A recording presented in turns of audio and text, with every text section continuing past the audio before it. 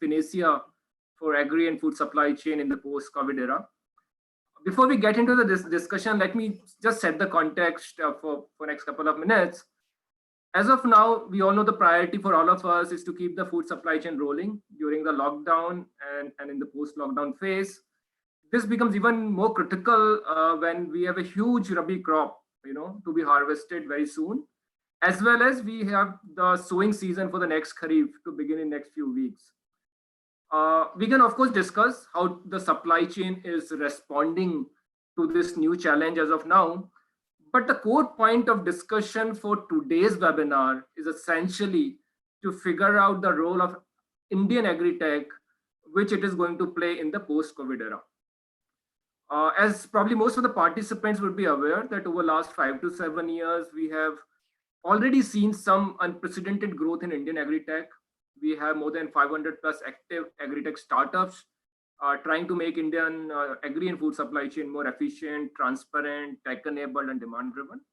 And at the same time, enabling farmer access to markets, advisory, inputs, credit, and insurance. Even if you look at the enabling ecosystem, I think that's changing for good with more incubation, more acceleration, more funding support, as well as the policy support coming from both central and state government. Even the mainstream investors who have typically shied away from Indian Agritech space have started to invest now. It's quite interesting to note that 3 Agritech deals have closed in the COVID time. And I'm also privy to 3 more deals which are underway, and hopefully they will close in next few weeks. The bigger question today is that would this crisis help us accelerate the adoption of innovation in the agricultural supply chain? From an Agritech perspective, will this crisis trigger the faster scaling of business models? Will the government become more proactive towards the Agritech? Will the number of Agritech startups rise, let's say, from 500 to 5,000? What we were hoping to achieve, let's say, by 2030, can we achieve it by 2025? So those are some of the questions, and of course, we have very specific questions for each of the panelists who's on the call. So let me just stop here and get into the discussion. I would definitely like to acknowledge some of my colleagues who have worked hard in putting this webinar together. Vipul Patel, Shashi Gupta, Swaroop Pandya from my team at CI.co, and my colleagues from FICCI, including Ruchira Sen and Shikha Datta. So a big thank you to all of them for putting this together at a very short notice. And we've got almost 400 registrations for this. I hope many of them would join the call. So in terms of format, we are going to begin with the speaker session for next 35 minutes. After that, we will open it up for Q&A. My request to all of you is to keep your mic on mute. And when you have to ask a question, kindly put it in the chat box on the right-hand side of your Zoom call. In case some of you want to speak, we would be happy to invite you. My request in that case will be that you put the comment in the chat box, 1 or 2 sentences, and write unmute in front of that. I'm not sure how many of them we can take it given the time constraint, but we'll try to give that opportunity to some of you.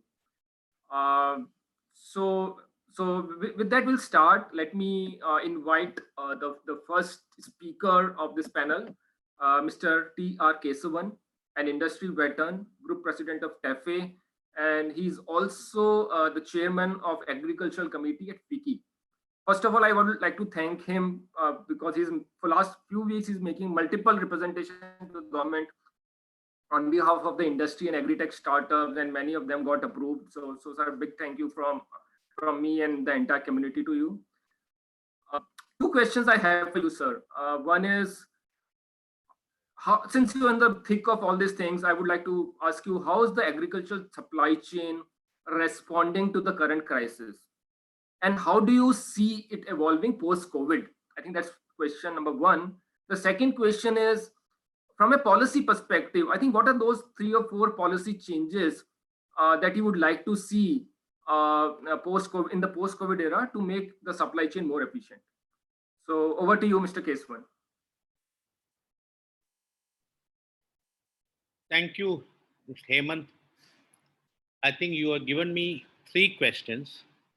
And before I really come to the 3 questions, I think let me actually put it on record that we have been getting pretty interesting and encouraging response from the government agencies, what we've been talking to. This you actually mentioned. We have been representing to the government that at least the agricultural supply chain should be put under a essential category and that need to work. This includes the complete supplies to the farmers and also everything related to agriculture. And we also told them that when it comes to the manufacturing part of the agriculture, we have to tell the industries to at least have 50% of their workforce. So we will not want to run it fully because of the COVID concern, but at least some necessary stuff need to go through. And to be honest with you, a lot of things have been cleared, which I think you're also aware. We have been representing from FICCI. I'm also representing that from the Mechanization Association, Tractor and Mechanization Association, and that has been happening. And today also, the Ministry of Agriculture has called for a similar con call from all the people involved to understand, is there anything more we can do? And I think it is very interesting to see that the ministry is touching base and asking, what else, gentlemen, you want? I think that's a big, big change I've been noticing. It's a very encouraging change. A lot of dialogues are happening, but as you rightly said, these are all happening virtually. So we are also learning how to work virtually. So this is one part. The second thing I wanted to, I think, let me come down to the first question. How is the supply chain actually reacting? See, we have been talking to currently, if you require, there is a harvesting operation going on much in the many of the states. And we have been always concerned that there is going to be hiccups on the harvesting because of the labor problem and availability, etc. But I won't say it is running with 100% efficiency, which will be the wrong thing to say, even because even everything is normal, we don't have an 100% efficiency in the system. But I feel a lot of activity seems to be happening at the farm level. This is because we are also having field level inputs. There are some aberrations. By and large, a lot of activities happening at the farm level. People are trying to manage. The issues what we looked at were harvesting. I think it is slowly opened out, and many of the states have now allowed the harvesters to move across. I think the critical juncture which I'm really concerned is the procurement part of it, because once you have everything ready, how the procurement is going to happen, because there was a feeling that the procurement will start immediately on 15th of April, and some of the thing the government will start moving in. But with the likelihood extended closure, the procurement can delay. So this is one area of worry we are having. When it comes to supply chain, definitely there are issues on supply chain because of movement of trucks, etc., are still not fully on the road, which is a reality. Though we call certain areas essential, the problem is that we are not able to get the drivers or the trucks to carry out, and there are still blockages in certain states. They are not allowing the free passage. So this is what is happening. To be honest, if you ask me, it is too early to comment on the supply chain also, because everybody was thinking, "Ye 15 din ka baad sab kuch theek ho jayega," is the feeling we a lot of people had. Yes, one very, very specific thing I'm noticing, I think we just talked about it before the meeting. I find that the e-commerce and mobile systems and electronic systems has actually started picking up, and is picking up heavily. I never believed it, as I shared, that I find even the farmers are becoming savvy because there is a need behind it. They are becoming very savvy with respect to utilization of the telecommunication system, whether it is a mobile phone or it is a call center. So they are able to come back and say, hey, this is what we need. So that is increased manyfold. So I wanted to wait and see what's going to happen for some more time to tell you whether the whole thing is going to change. So this is as far as the current is concerned. In the future, I very strongly believe that people will start utilizing the IT facility and remote communication facilities much more. I'm talking about across the strata of the country, whether it is the the lowest cadre of the government employee or the farmers or the users, I think this is going to create a big boost for India. Because I think we really survived the last 20 days because of our strong telecommunication facility. And this is going to change the way we work. With respect to what is the couple of things we need to change, I think we need to really start relooking at the Essential Commodities Act. We start relooking at the APMC Act. We start to see how to integrate the entire agriculture into one, especially IT being so strong. I don't find any reason why we can't integrate it. And this is something, because another thing is, you also say banking has been working pretty well sitting at home nowadays. And anybody who has an ability to pay or understand how to pay through his mobile systems or other things, I don't think money has been a problem till today for that kind of people. Genuinely, the money has been the problem with the lowest cadre, where you're actually taking everything on cash. So I also feel that in the future, even these people may start looking, hey, I suffered a lot because people couldn't pay me cash. So why can't I move to an IT system? So I think this is the change I definitely see is going to happen to this country, and I believe it is good. Kabhi, with difficulties, you really start getting the good things in life. I think that's a good learning we are going to have. And just wanted to quote Ratan Tata's statement today. I think it was a very interesting statement, where he said that everybody has been critics saying that India is going in dumps. But he says that nobody realized Japan will come out. And all those so-called intelligentsia at that time said after the Second World War, Japan is gone and nothing is going to survive. And you see how they came back. So he said, don't assume that India is going to suffer. He said, this is going to be a new phoenix rising from the ashes, and we'll see that things are going to be very different. So with that, let me stop, and I'm going to go back on mute. Thank you. Thank you, sir. Very valid points. I sincerely hope that this crisis leads into something good, and digital farming, digital payments. I think one of the reasons fintech models in Agritech haven't really scaled up to its potential because of the lack of digital payments. So I totally align with your view, and I'm also hopeful that hopefully this crisis will kind of trigger all those. So let me go to the next panelist, Mr. Pravesh Sharma. He's the co-founder of a startup called Kamatan. He's also an advisor to FICCI. And in his earlier avatar with the government, he's someone who's evangelized the whole FPO ecosystem in the country. And we are fortunate to have him on the panel.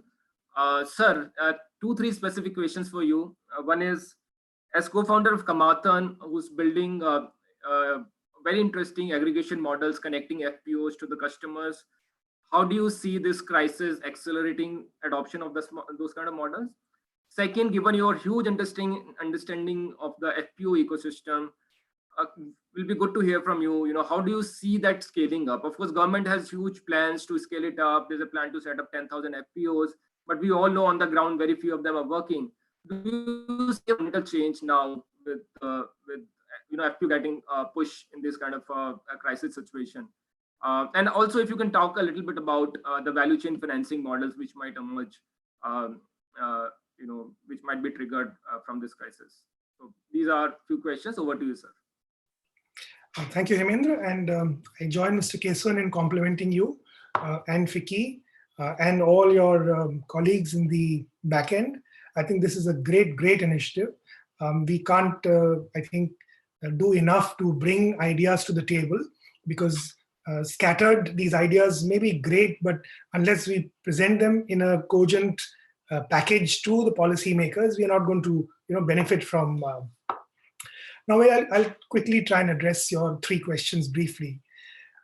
One is that the whole principle of aggregating farmers in our unique agricultural context.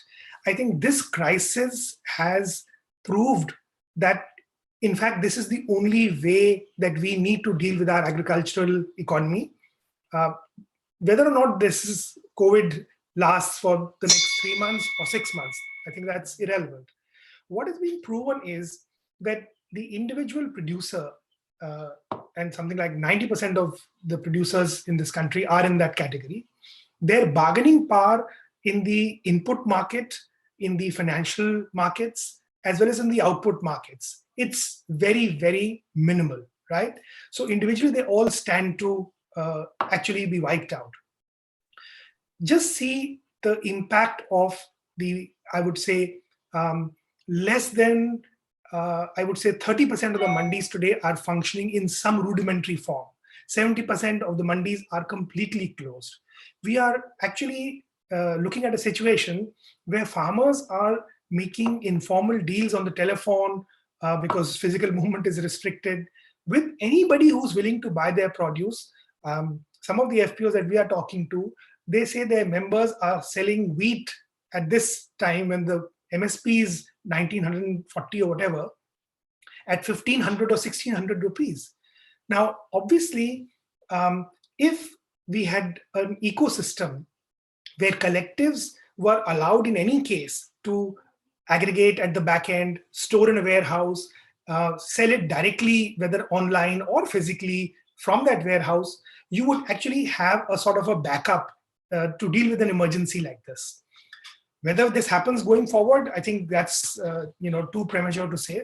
But what I see is that today the response of members of the FPOs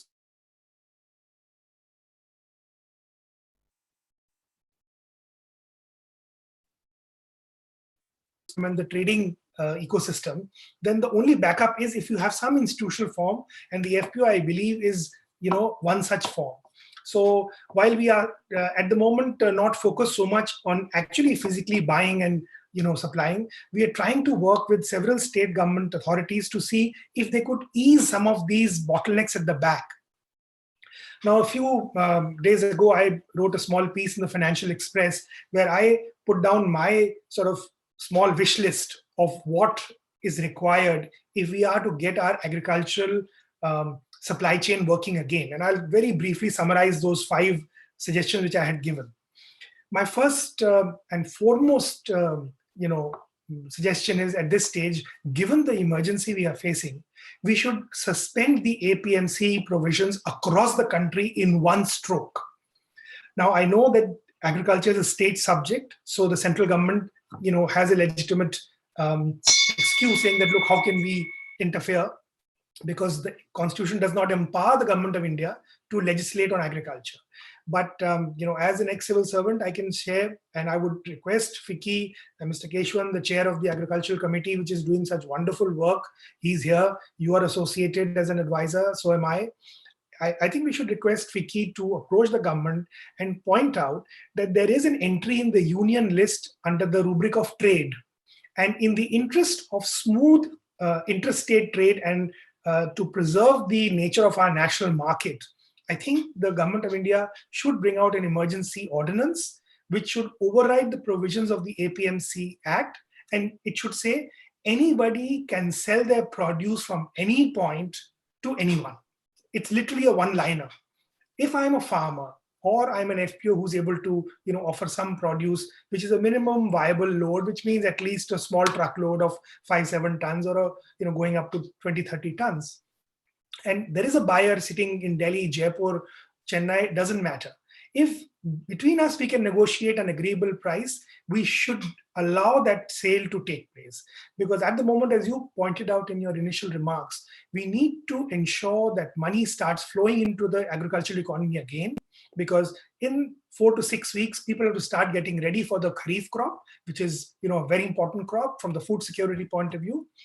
The government, I'm sure, will be able to take care of the procurement part, but let's face it, that's limited to 2 or 3 states.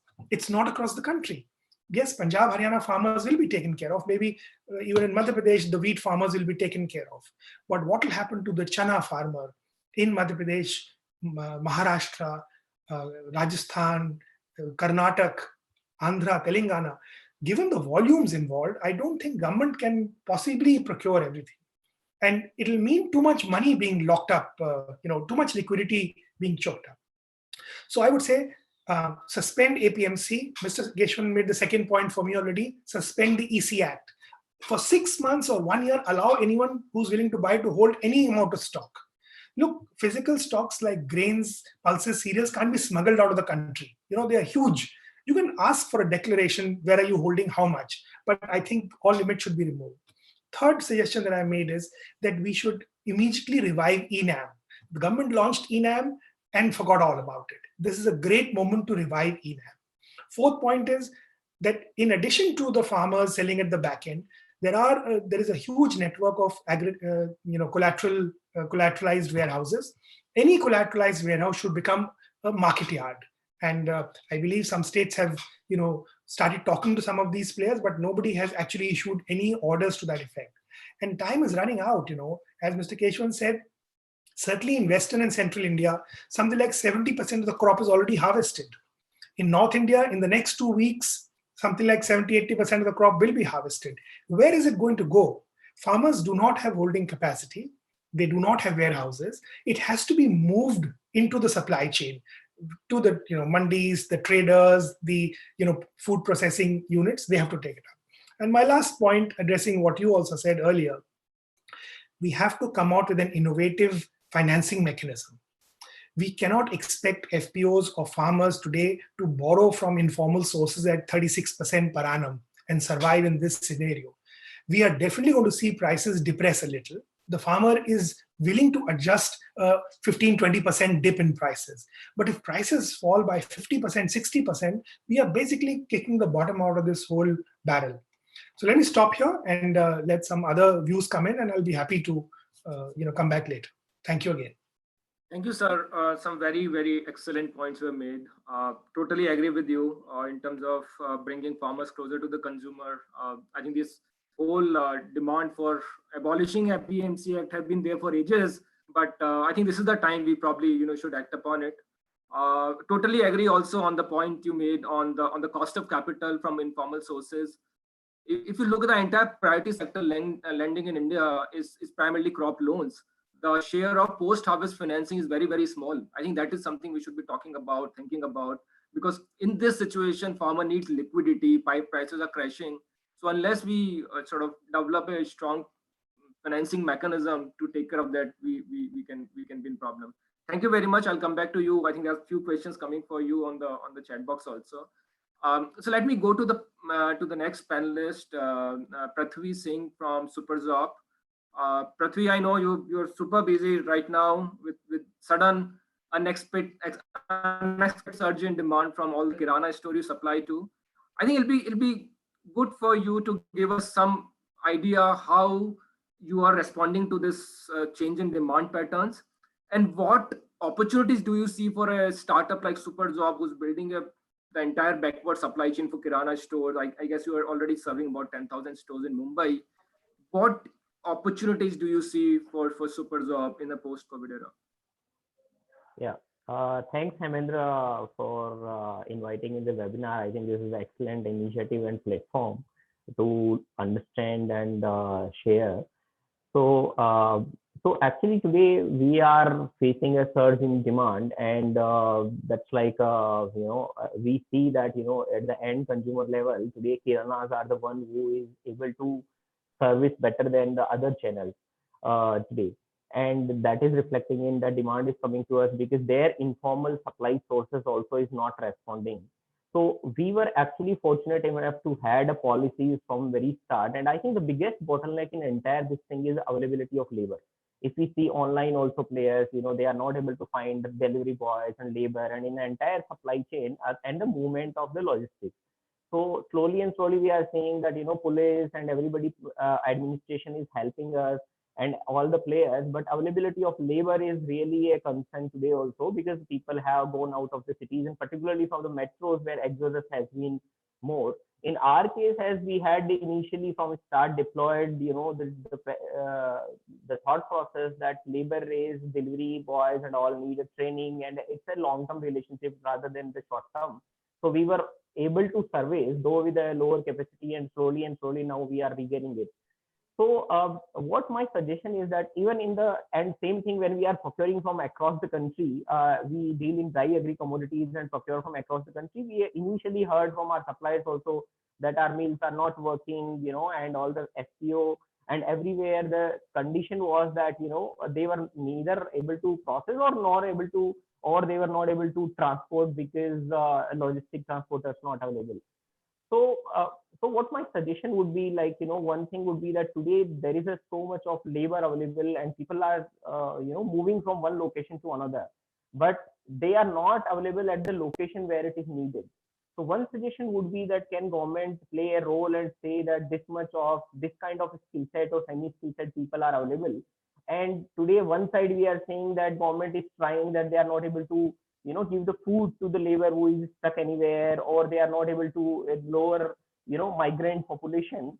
And another side, the industry particularly is not able to get that, required manpower today. So if they can enlist and provide whosoever wants to join in willingly, of course, in those areas, it would be helpful. So our case, the demand we were able to, because able to do because have a good partnership, training and relationship and all that thing. So we were able to do. And what we are also deploying the more safety mechanisms, we are ensuring that whosoever delivery manpower who is coming, we are ensuring the food to them and all the hygienic safety precautions, administrative passes, travel arrangement from wherever, either they are staying nearby in the compound or they are coming. So we are ensuring all these things. And that's why we were able to address these things. How still having said that, there is a gap.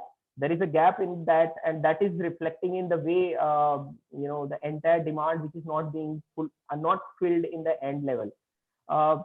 One more thing, what we are seeing, like Praveshji rightly said, that today the government needs to remove all these acts which is rather hindrance today, in a smooth flow of the supply of the dry agri commodities, all the acts, licensing requirement and all, and allow it whosoever wants to procure from whichever place would be great help to the industry.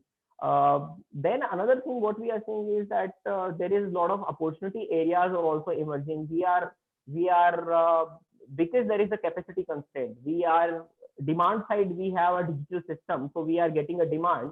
But supply side, because it's a physical movement is involved, and we have tied up with a lot of logistic players and the manpower suppliers and all, there is a constraint to some extent we can deliver it. So that's where we are also using that. We are providing technology to our last mile, the service, the transporters, and also that better navigation, reaching, and all. We were fortunate enough that we deployed the technology in 2-3 months before only. So those technologies are also helping to reach to the right point and supply to wherever it is needed. From getting from the source is the constraint which is coming, and I'm sure that government should help that mills also should get their raw material. Like one side farmer is not able to sell because mandis are not operating. Another side mills or processors not able to procure because same thing, mandi is not operating. And then the demand side, when we are sitting in the demand side, we are seeing the surge, because even in this entire supply chain, there is a one disruption happens, entire supply chain is disrupted. Agritech will play a big role. That's what we are seeing. We are seeing now, that digital connectivity helps speed up in the information flow, and if we link with the physical movement also in the digitally tracking and everything, definitely helps. Here, transportation also is like, nowadays digital player who are helping to get the things right. But like in the labor and delivery boy, there is a digital services not yet done, and there is availability of the skill set, and there is no much, a platform which can show that these many manpower available at this skill set at a particular location is not there today in the country. And I think government can do that job today. Is an opportunity where one side they can provide opportunity to people to the work, and another side in the safe and hygienic way they can ensure that whoever needs that supply can be received. And then there are many opportunity areas coming, like we have whichever is with the police, with the administration permission, whosoever wants to come and collect as a cash and carry system, we have started it. We have also started that the entire some of the societies who want to tap it, want to directly procure. Of course, we have a resource constraint today that we these new sources we can't start much. Main thing is sourcing the main demand side, but these are the opportunity areas are coming, and whichever way we can fulfill, we are trying to fulfill that. Good, Prithvi. Thanks very much. Very important point you made on the labor shortage. I think we should have a policy with respect to agricultural labor, how to reskill them. I personally also believe it's time to look at some rural entrepreneurship model. We in this kind of situation, we need people on the ground. How to incentivize, how to train, how to sort of help them make more money, and create jobs for them in those ecosystem. I think these are the things we should be thinking about for sure. And the second thing you talked about, the whole information asymmetry I think we should definitely figure out some solution around that. I'll come back to that. Let me go to our next speaker, Varun Khurana from Crow Farm. Crow Farm is working in Delhi NCR in the fresh produce category. And as I always say, fresh produce category in India, particularly fruits and vegetable, is probably one of the most complex supply chains on earth. And Varun, it'll be good to have your thoughts on, how do you see the fresh produce supply chain changing, post the crisis. I've also seen many of these models which were typically B2B, like you were also supplying to retailers and the cart owners. They are going B2C now, trying to address demand which is coming from the consumer, enabling the last mile delivery. So do you think that this pivot from B2B to B2C is kind of become permanent in nature for startups like you? So these are a couple of questions from my side. Go ahead, Varun. Sure. Thank you, Anindra, and very, very happy to be a part of this discussion. It is definitely, I think at this time it is the need of the hour. So I guess I'll kind of talk about the second part of your question first, which is the consumer piece of it. So see, I think this demand has kind of been triggered naturally because your conventional supply chain has been impacted. The challenge with fresh is, and I think this is what, like you said, it's a very complex category. So with a lot of these other, if you talk about like grains or other kinds of produce, so there is a possibility that you'll stock it and you'll be good for a month, 2 months, 3 months, however much you stock. But the thing with perishables is, and the biggest challenge comes with this category is the fact that you cannot stock it, right? You procure it 2-3 days and boom, you're ready for your next set of supplies. So I think that is what makes this category particularly challenging. So in terms of talking about the B2C or B2B2C, whatever we call it. So for us, see, I think we, and when we spoke, we had kind of moved into this aspect a few months before even this whole Corona thing started. But I think in the current scenario, a lot of people are looking at it as an opportunity also, because I think, and I've kind of seen this at a lot of places. Like for example, the other day there was this tweet from the DC of Gurgaon that look, if any societies is looking for supplies, we are ready to give them perishable supplies and these are the prices and so on. So I think just the fact that it is something that you cannot stock and you need every so often, and given that current supply chain is disrupted, so there's an opportunity which is coming up. The second thing also is that see, for a lot of startups or companies, their existing business models are disrupted big time. So talk about the Zomatos and so we have all heard that Zomato is now moving into grocery delivery. There was a similar news for Boxit moving into grocery delivery. So the thing is that and so this is one class. Then there's this whole travel kind of startups which are going to take a while before those businesses recover again. Talk about companies like Ola and Uber, for example, which are into transport. Same problem, right? That business model is in the current scenario not yielding or resulting in any revenue. So I think this is an opportunity and also a need in the sense to keep the business thriving, right? Because I mean, eventually you have an infrastructure, you have a set of people. So what do? You can't just just sit on it, right? So I think so that is one thing which is driving a lot of models in that direction. Now, having said that, how much of this will sustain through once this period is over, we'll have to see. I think it'll be a mixed bag. See, I think for some, where it pans out a little bit better, they might continue doing it, but then fundamentally it's going to be like a big pivot of sorts. And I think for a lot of others, and for some maybe sooner than others. Like for example, I feel the startups who are in other kind of industries like travel and so on. So for the pivots that they make, for them maybe it's going to take longer. So the pivots maybe are going to be more more longer term or just company defining. While for others, I think it may be just a short term thing, and like for example maybe food tech, right? If you talk about food delivery and so on, so maybe that is going to be a short term thing which eventually to sustain right now and to at least make sure that my business is seeing some revenues, I'm doing it. But in the long run, once things start settling down, then you'll eventually maybe stop doing it or something like that. So I think it's going to see different startups shape up differently, depending on what their existing business was. So I think a lot will depend on us on that. For us particularly, so yeah, I mean we have seen a tremendous surge. So and the surge also, this is very interesting. So for example, our B2B business, the retailer one, it's not that we have started serving a lot more retailers. It's just that the same retailers have now started ordering a lot more from us. Because the thing is, they don't want to go to the mandi because, the chances ki, matlab, police रोक लेगी या कुछ हो जाएगा, all of those chances are there, and then the chance of infection are also there, right? Who wants to be infected? मतलब everyone is trying to optimize that, कि जितना कम हो सके निकलो. So I think इसमें the good part that I see is that so that part of the business, is growing like that. While our B2B2C business is also doing very well, and a large chunk of it is just the consumer need, because consumers do need the stuff every now and then. The challenge that you run into is availability is one.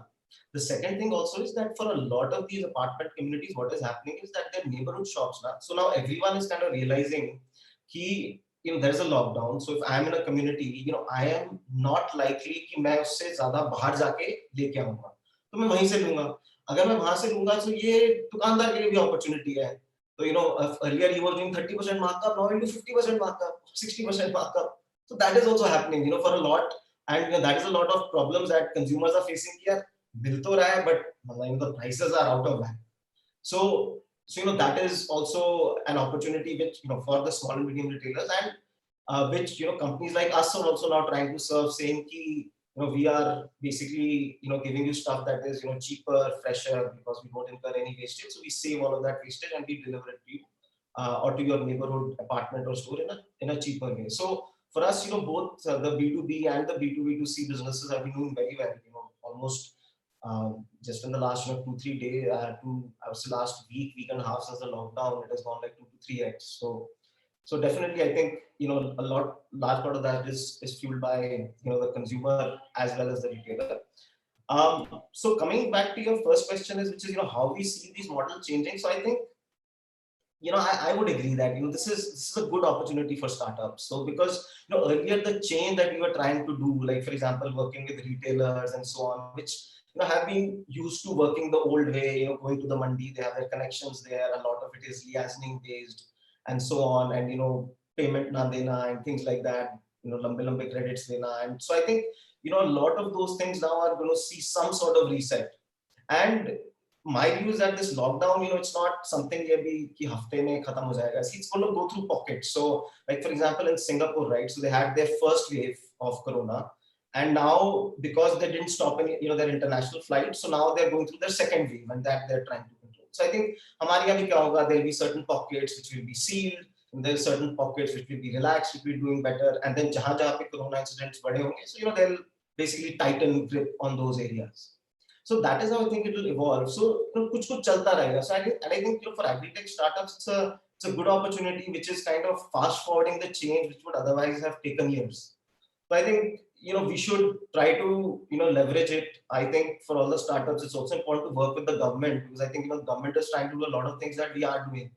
So if we do it together, then we kind of benefit each other. So for example, in our case, like we procure a lot of our produce on the basis of prediction, and not everything sells the following day. कुछ के orders नहीं आते. So what we are trying to do is कि वो जो जिसके order नहीं आया, it is fresh produce, तो मतलब कहीं दे दिया जहाँ पे migrant workers हैं, laborers हैं, which the government is also trying to do. So I think these are certain areas, certain ways in which both I think the government and startups can work together and essentially try to achieve the same objective. Thanks, Varun. Totally agree. I think I haven't seen this kind of collaborative efforts between government startups ever in my life. I'm very excited about it, that both sides are responding very well. Frankly, I haven't even seen collaboration between startups also to this kind of a level.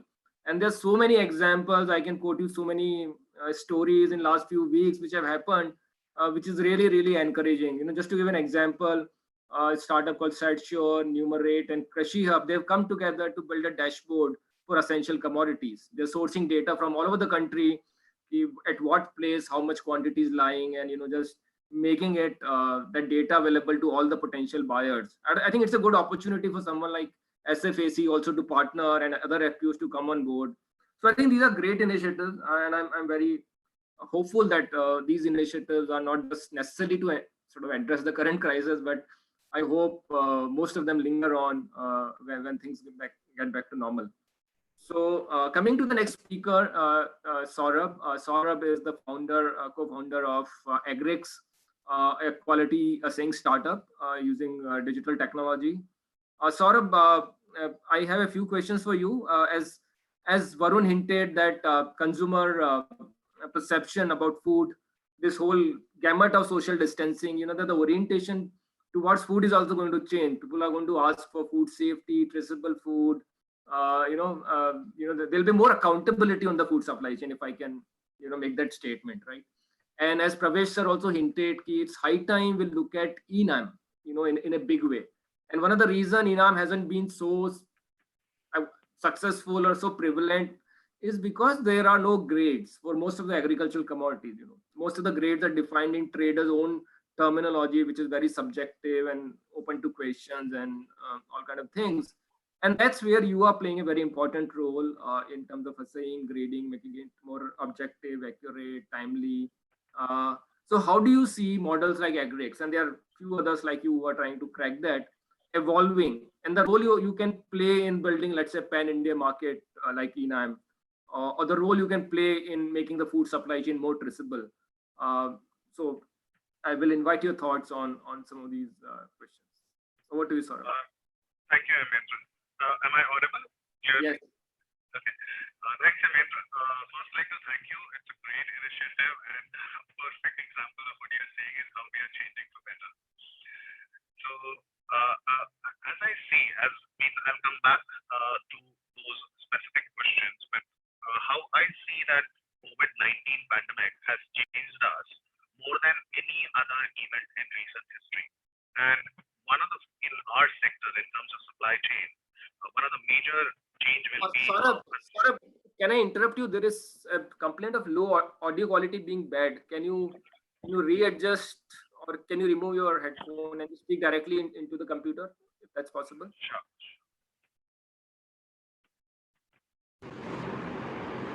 Am I audible now? Is it better? It is better. Go ahead. Okay, just give me a moment.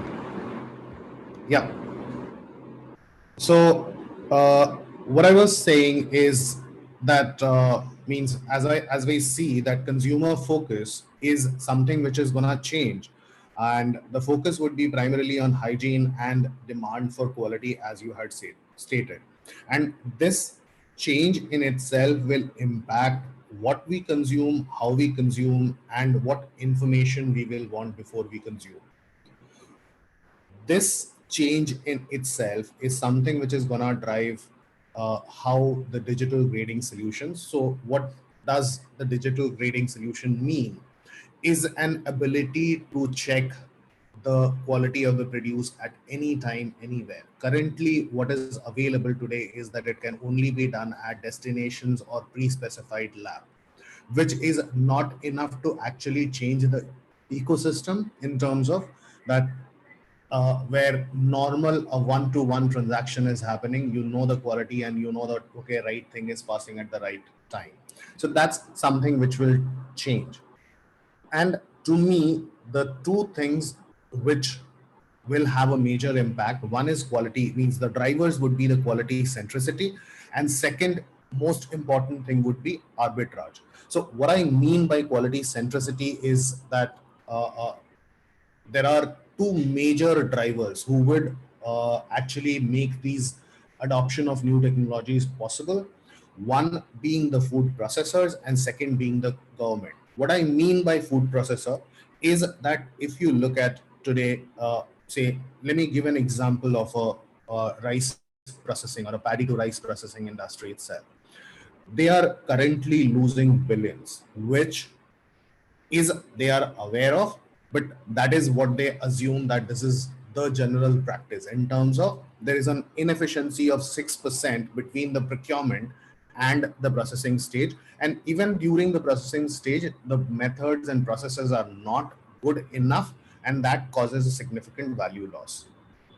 Now, with economic downturn, the focus would change towards increase in recovery. And increase in recovery means that if they currently say, for example, a basmati rice, average recovery stands at around 48% to 49%, whereas there is a scope for it to increase to 52%. And that for a small 2 metric ton rice processing industry would mean that a saving of around 2 crores. And that will have an impact on how much price a farmer or the seller would command.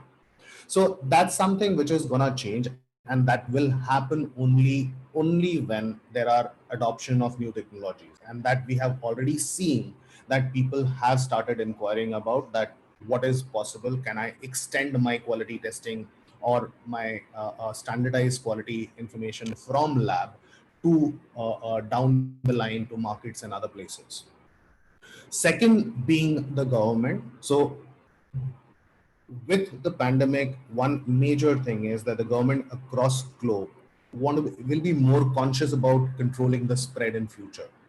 And to do that, the food articles, whether it is meat, fish, or in terms of commodities or vegetables and fruits, wherever or whatever it is, they would want to know that, or they'll actually create policies which will provide an ability to identify not only the food source from where it began, but also the path it took and in what state.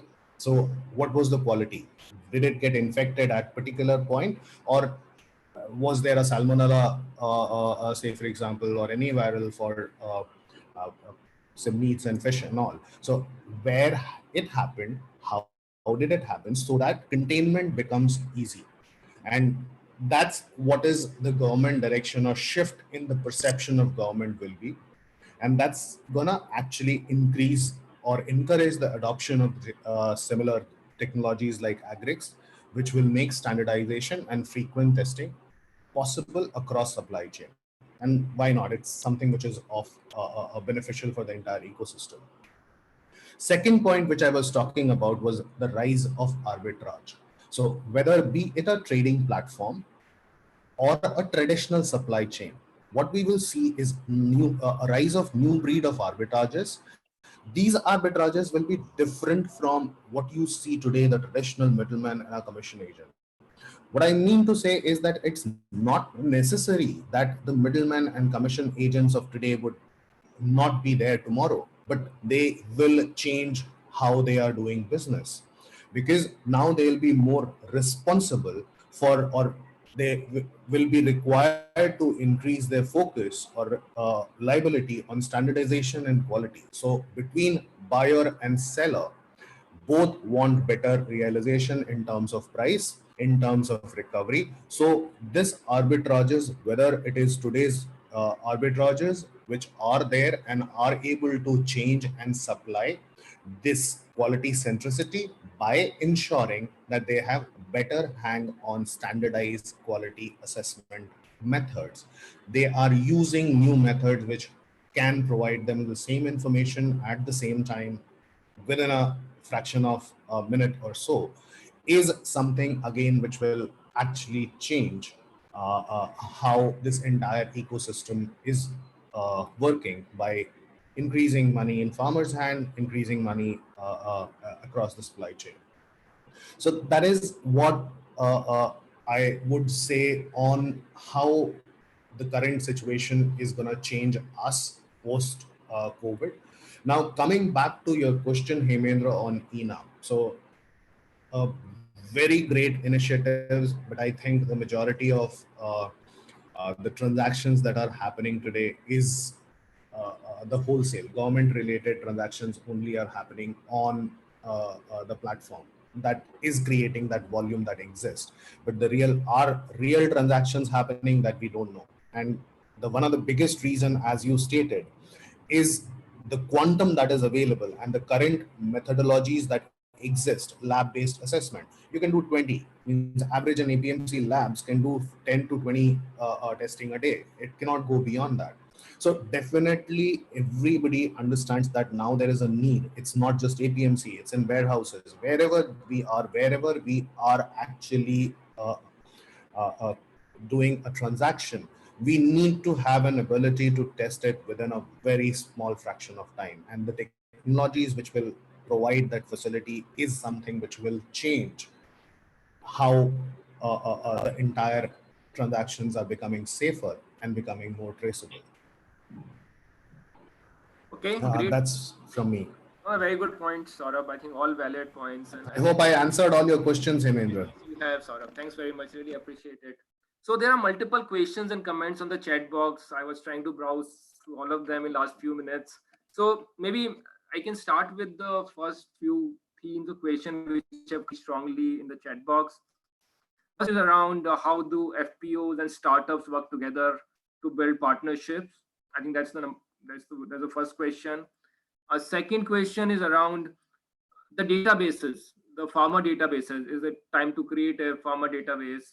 And of course, I've been talking about Agritech for a long time. And I was wondering if we had an Agritech live in this situation, things would have been very different, in terms of building last mile and first mile access for the farmers. So I think that's another theme. Third question was around how do we, from an Agritech innovation perspective, should we start segregating supply chains between short shelf life products and long shelf life products? Let's say fresh produce and milk in one category and staples in another category, right? So that was another question. So anyone from the panel want to respond to these? Want to take it up? Please unmute yourself and you can respond to it. Yes, Pravesh sir, please go ahead. So I'll briefly take up the first question about the partnerships between FPOs and startups. And I think this crisis has, in a sense, tested our core model. So Kamatan was doing exactly this. Our entire model is built around how risk can be shared between producers and a player like Kamatan by increasing the access of the farmers of the FPO to institutional sources of credit versus informal sources. Number 2, to better technology. Number 3, to better market information. Number 4, to better infrastructure. And number 5, to better data-driven decision-making tools. Right? So this is the 5-pointed universe that we are trying to work with.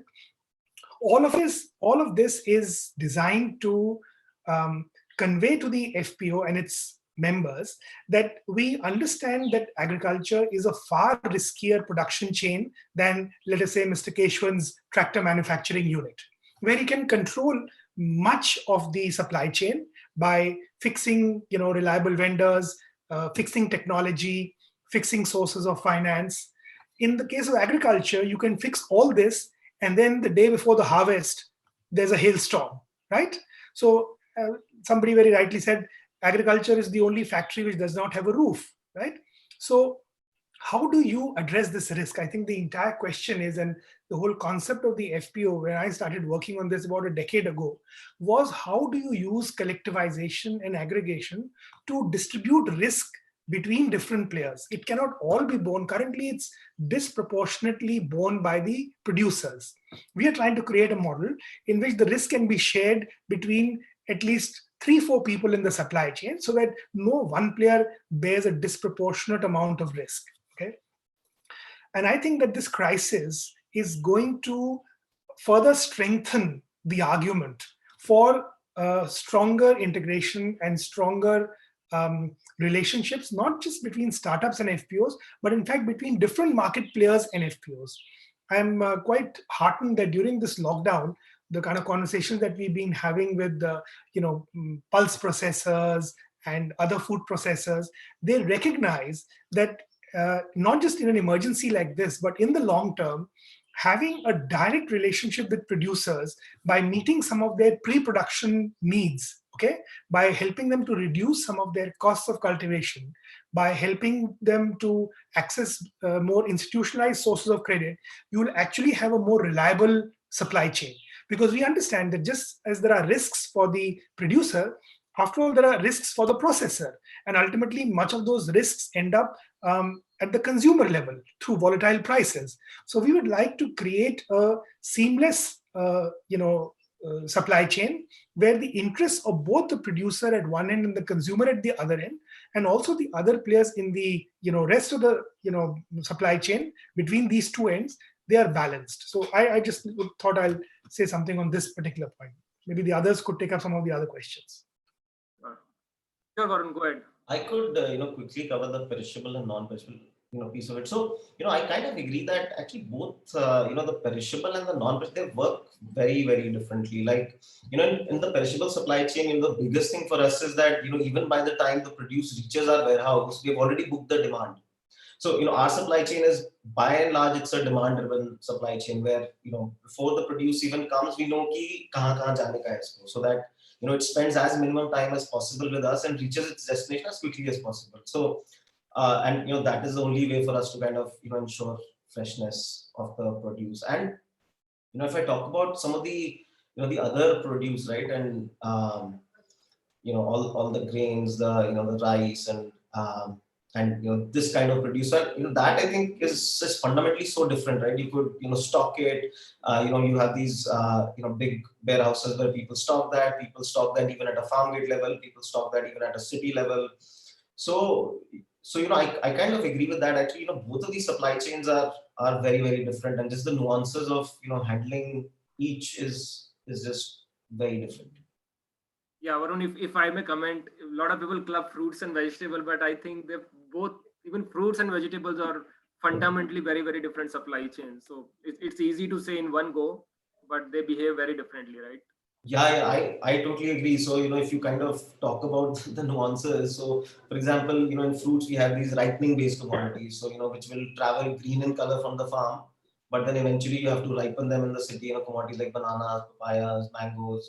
And then you have these other kind of commodities, which, can probably be stored, but for, different periods of time, like, oranges people store for a bit in cold chain. Apples are stored in atmospheric controlled, storages. So I agree. Yeah. And then there are these vegetables who are like, degrading every second and you have to just get them out as quickly as possible, like the leafies and stuff. So yeah, I agree. I agree with that. Even that is very, very Keswan sir, on this issue of building farmer database, India invested in Aadhaar and India Stack, and we are reaping the benefit of that in building UPI, eKYC, and that has enabled a lot of digital payments. What's your take in terms of course, government has already started working on platforms which will have the real-time information about farmers and all the related data points. Do you feel the need for it, from a policy perspective, and how do we hasten development of such models, such public platforms, which can come very handy, particularly in the time of this kind of crisis? Okay. Thanks for that very specific question. I'm going to handle it in two phases. One is the readiness of the farmer, and second is enabling a platform. Let me start first the readiness from the farmer. See, many a times when we start creating these kind of platform, the general feeling what we get is farmers are not ready to work on this platform. And when actually, why I'm saying this is we started completely out of the government. We started a platform which is totally a CSR platform where any farmer having any equipment can rent to any farmer having any equipment. And initially when we started it, people said, you won't get farmers. And they are not that kind of a savvy how to use it. But today, I think that platform is coming close to 1 million farmers. And this is purely voluntary, to be honest. And they are able to transact. Last year, I think, transacted anything between 150, 160 crores of business between them. We have nothing to do with it. So the first answer to you is that, yes, farmers give, if they find there is an advantage, and if they find it is a value addition for them, they'll be happy to use the platform. Another example is the government platform, which the Tamil Nadu government came up with the Ulavar platform. And unbelievingly so, the amount of data they are able to transmit directly to the farmers and the ability of the farmers to use Uravan is much beyond what we would have imagined will happen. The third thing is we talked about payment. In the platform, what we are currently using, let me go back to the Madhya Pradesh model. I think the Pramish Sharma ji will know about it. When Madhya Pradesh started the Haldar project in MP, where they said they are going to take the renting cost of the farmer, actually the entire payment of the Haldar farmers went into the DBT mode directly to the farmer. And I'm not talking about the large farmers. I'm talking about the below poverty line farmers. And if the below poverty line farmers can actually you get into a DBT mode and receive that money, I don't find any reason why farmers will not be more than happy to transact business and also ensure that the payment happen through a payment system. What is actually important is while we can tie up everything for a payment system, etc., and farmers will be in the process, we also need to create what I normally call as, sorry, I think some phone call came and everything went. We also need to create a system so that in case of difficulties like this, when you are not able to physically move the produce, there must be some kind of warehouse receipts and money receipts, which actually will become something like a share paper for the farmers.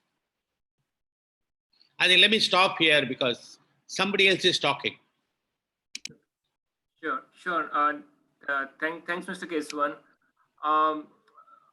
There are a lot of questions that the Agritech innovations are still limited. They're not very well penetrated. It's not being adopted at a large scale. There's a perception that it probably benefits medium and large farmers only. So I'll request Prithvi or Saurabh, in terms of your experience, do you think it's time to democratize some of these innovations in terms of their access to smallholder farmers who probably sort of can't afford it? Is there a way we can reach out to them and make it more mainstream rather than restricted to certain farmer groups? So here, so whatever the Agritech solution, both on the demand side and supply side, so we are operating more on the demand side in the Kirana stores and all, and now we are going towards the source side, like FPOs we are reaching to. So both the sides we are seeing that, one thing is that behavior change is coming, that people are ready to accept that those technological solution and adapt it.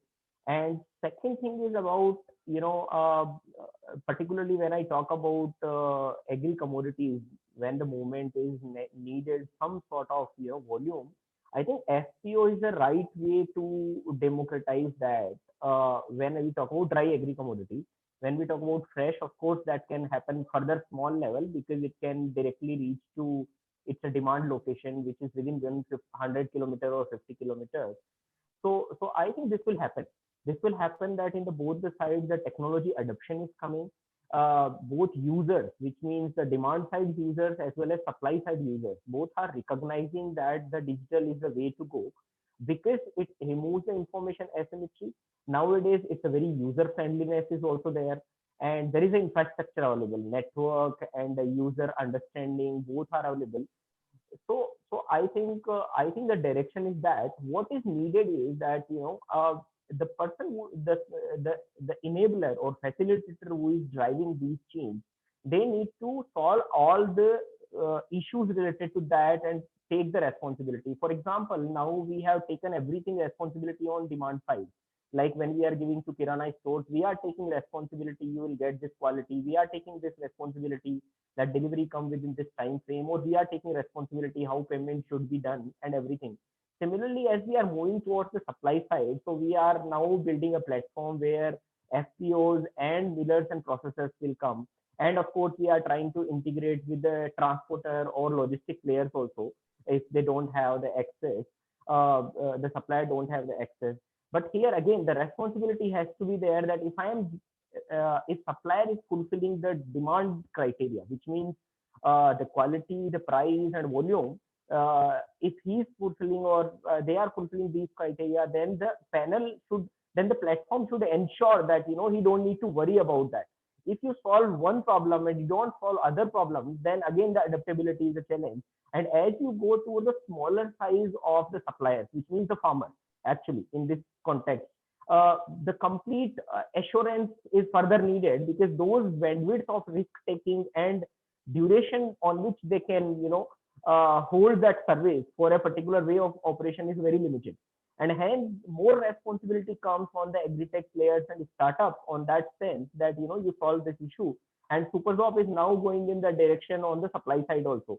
So we are bringing FPOs as well as these our suppliers on the platform, and ensuring that we will take care of everything if you meet our demand side these three conditions which our customers are, these three criteria which our customer is asking, which means the quality, volume, and of course availability and all that context, then definitely I think adaptability will there. And as these changes, and I think post-COVID era, right now COVID era is ensuring that these fast tracking, these adoption happening fast track, but post-COVID also they will remain there, because they are really doing the value addition and making the entire supply chain simplified. So I think that's the way to go. How fast will reach to the smaller size of farmer is just only how urgent this entire need is there from both the sides. Right. I'll add one more small thing in that. I think Prithvi did cover most of the things. That democratization is something which is possible. So say, for example, if we look at our application, right? So it is a mobile-based quality assessment for food produce. So it can be expanded to whoever is there. But the problem startups face is not just about utilization of the platform, but the dissemination and adoption of the platform. And if you want to democratize it, democratizing it without adoption is something which does not make a lot of sense. So that is where startups face challenge, is in terms of adoption of what exists or whether it can be democratized. So that is why we typically, what I have seen, you would see more of a B2B players, and then over a period of time, it may move to down the chain, everybody else. Great. So I think we are already 10 minutes over our scheduled time. So probably I think it's time to conclude. I know there are many questions which are not answered. Happy to revert to them in some other panel or in some other format. So I just want to conclude by saying that yes, there are very important points which are being made in the panel. I think there's a huge opportunity for the Agritech ecosystem, and not just in responding to the current crisis, but to build a very sustainable model, even from a long-term perspective, right? A lot of people said, demonetization really triggered the fintech revolution in India. I sincerely hope that this kind of crisis, we all of us see it as an opportunity to build scale, sustainable models. And more importantly, which has been my concern, is that, we have a kind of a broken ecosystem.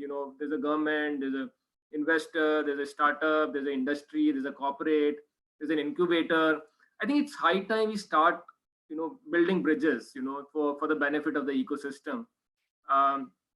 So I think with that, I would like to thank all the panelists for taking time out. It's been a great discussion. There are a lot of new learnings for me, and I hope the audience and the participants on the call also learned a lot. And also I want to thank all the participants for coming online, and also my team for helping me with this webinar. So I thank all of you. Have a good weekend. Stay safe, and look forward to see you again virtually or physically. Thank you. Bye. Thank you. Bye-bye. Thank you very much. Bye. Thank you. Bye. Take care.